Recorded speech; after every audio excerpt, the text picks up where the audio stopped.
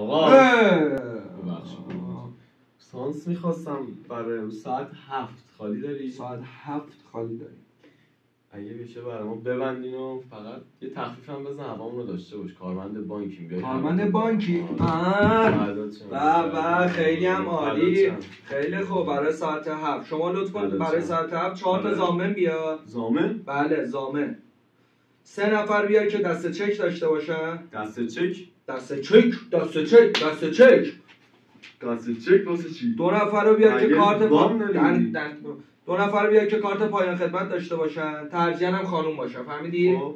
همین. بیا سانس ساعت 7 رو بهت میدم. خدافظ.